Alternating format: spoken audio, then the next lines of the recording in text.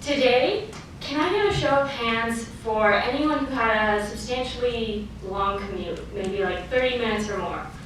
All right, I see a few hands. Well, so throughout my internship, I've had my fair share of frustrations and annoyances, but nothing takes the cake more than that stubborn commute. Each day for my internship, I would wake up at 6:30 a.m. and take the green line and then a bus, and each afternoon return home after an hour and 10 to 15 minutes or so of commuting on the buses. The morning rides were sort of smooth sailing, but the afternoon rides got longer over time. Not to mention the various men who would come up to me and tell me their entire life story. Shout out to Paul, who lays bricks for a living and loves sleeping with women in his free time. Thanks, Paul. In the grand scheme of things, it's not a huge issue. I mean, in the city, a commute is a normal thing. It's not even a medium-sized issue. But after an unusual commute that took about 2 hours one day, I had just had enough of listening to the inner demons in my head or the mariachi music behind me.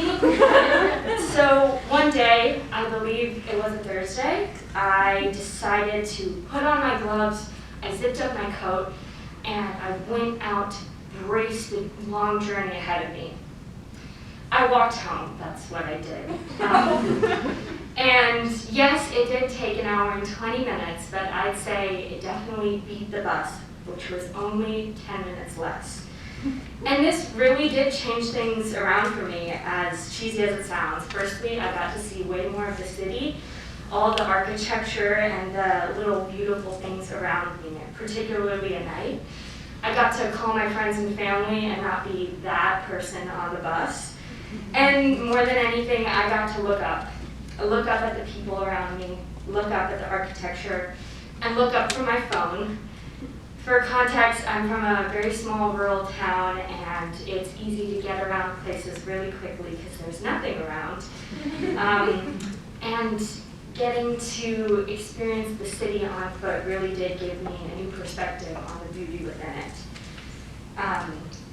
So yeah, all the little details like watching people's fashion who walked by me, or seeing just how the streets worked and different things, or playing music and pretending I was in my own little sitcom, were things I wouldn't want to trade. Not to mention, this city is full of college students, and joining the hordes of BU students along the way gave me a great sense of camaraderie. I'm still not a city girl at heart, but it really does change my whole attitude when I have gotten to do this in the past few weeks and take it all in.